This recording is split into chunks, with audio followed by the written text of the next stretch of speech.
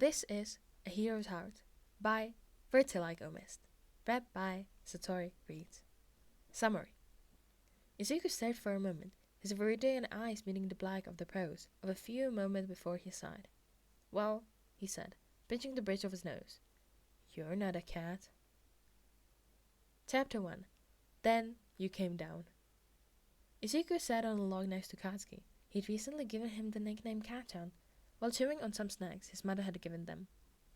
Katsuki looked up at the canopy of the forest near their apartment, his usual anger hidden by his wonder. Hey, Izuku-kun? Katsuki had given Izuku a nickname as well. The boy in question took a break from his celery sticks as he looked up at the blonde. We're gonna be heroes together, right? Asked the boy. Izuku thought for a second.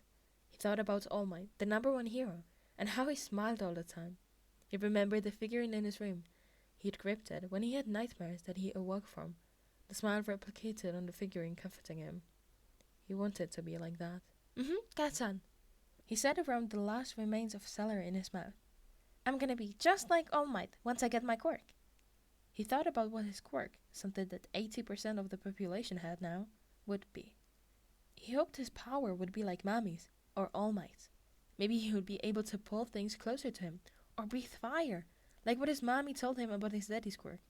He'd never met his father before, just knew about him from his mom's stories about him. He was working in America and helping heroes with their quirks. He wanted to be just like him, so he started writing about quirks. An image of an old man who lived next to them flashed through his mind, and remembered he didn't have a quirk. What if he didn't get one? He shook his head, remembered the odds he had in favor, 80%, and knew it was basically impossible.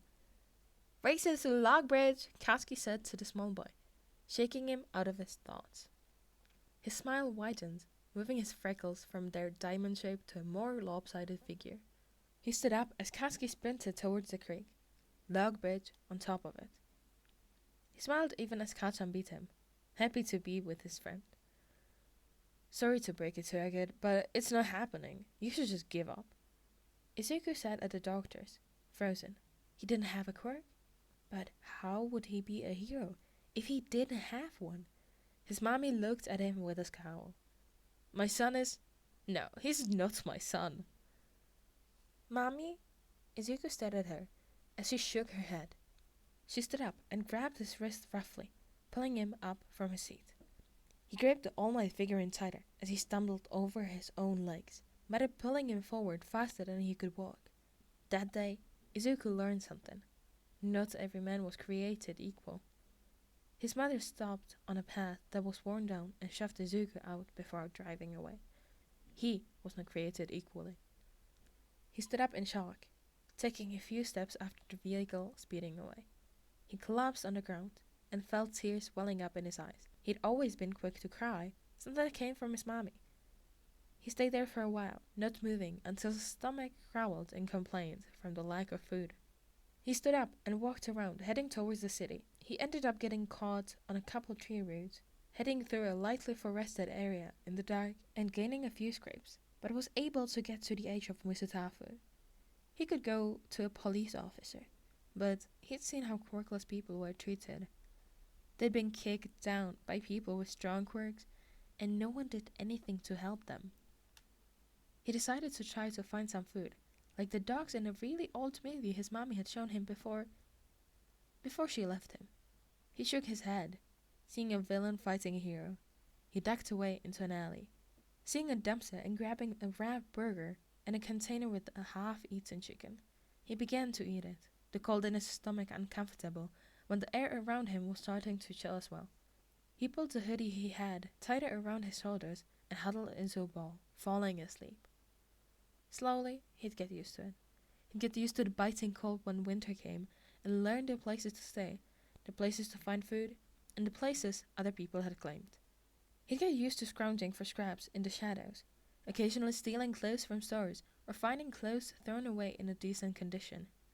He'd made a home in an alley with a dead end between a dumpster and a broken down wall. He was sheltered from the wind and also used a sheet of metal from the abandoned building he lived next to as a roof. It was cozy and quiet, at least until a pro hero in a black suit and gold goggles came through. He apprehended a villain and noticed the shelter Izuku was in. He glanced behind, ensuring the villain was unconscious before approaching slowly and quietly. He lowered his body into a crouch as he approached the small hideout and lifted it slowly. Izuku raised his arms to defend himself from any attacks, but none came. He hesitantly lowered them, peeking over and seeing yellow goggles and a grey scarf. He blinked, a small analysis he'd done at the library a while ago while heating up coming to the front of his mind. Pro hero, Eraserhead. Quirk, Erasure. He could erase anyone's quirk so long as they were in his field of vision. He was an underground hero, though, so not much was known about him. Izuku stared for a moment, his viridian eyes meeting the black of the prose for a few moments before he sighed. Well, he said, pinching the bridge of his nose. You're not a cat. Chapter 2. You're in my world now. Summary. After Aizawa realizes Izuku is, indeed, not a cat, he does the logical thing. Well, he may have done a few illogical things after it, but he did not mean for it to happen. Well, he said, pinching the bridge of his nose. You're not a cat. Izuku blinked before chuckling, but he stopped when he saw the pro scrunch up his nose. He furrowed his eyebrows slightly. You good, Eraserhead? He asked.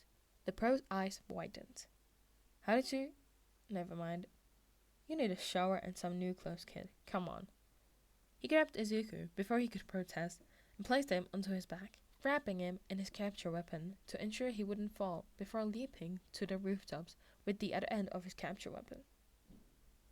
Izuku was more focused on not falling to his death rather than his surroundings, so he couldn't tell you where he was or which direction he was heading. However, he does remember landing at an apartment complex similar to his mother's and entering one on the 4th floor. Here, kid. Bathrooms on the right, there are towels and I'll bring you some clothes.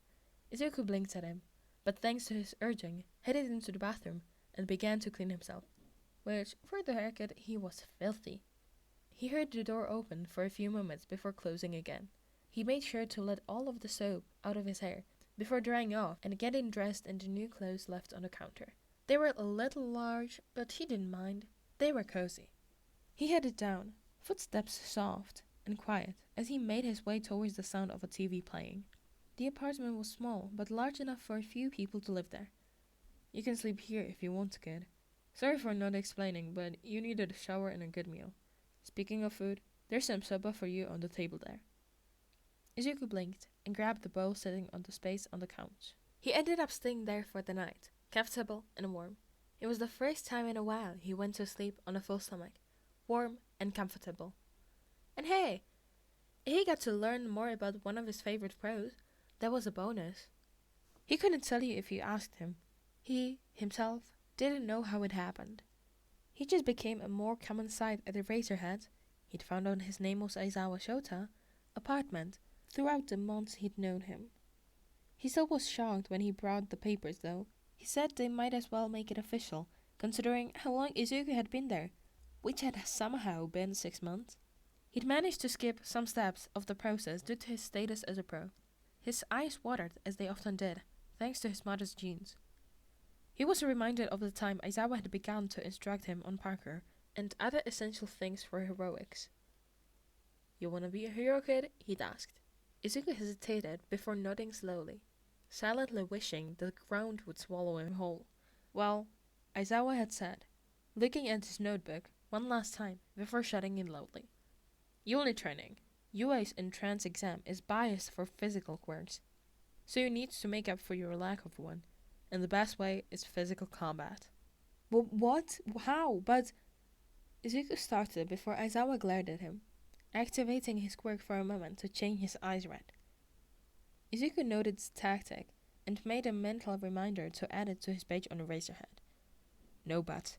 I'm going to train you until the entrance exam comes up, but only if you want to. It'll be tough, and you might even wish you said no during the training. However, at the end, you'll be ready for the exam and be able to hold your own against the quirk students. So, what do you say? And the time Izuku had accidentally called him dad, which caused his eyes to tear up. It's just my dry eye acting up. You know how bad it is, he said, to which Izuku snickered, as Aizawa's reaction was enough to get him past his initial embarrassment. He then proceeded to worry about his health and get his eye drops.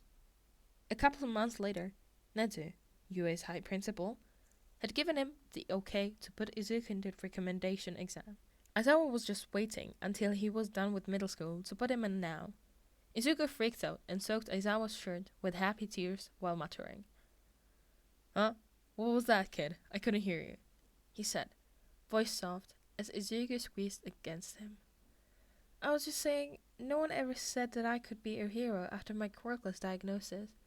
And here you are, telling me I can be a hero and doing everything to help me. It's just, thank you. Izuku's voice became softer at the end, but Aizawa still heard it. Hey, Izuku, look at me. And the kid did so. You can be a hero, no matter what everyone else says. Your quirk or lack of one doesn't matter. Anyone who says otherwise is a liar. And you know, I don't waste time on lies, Aizawa said, smiling.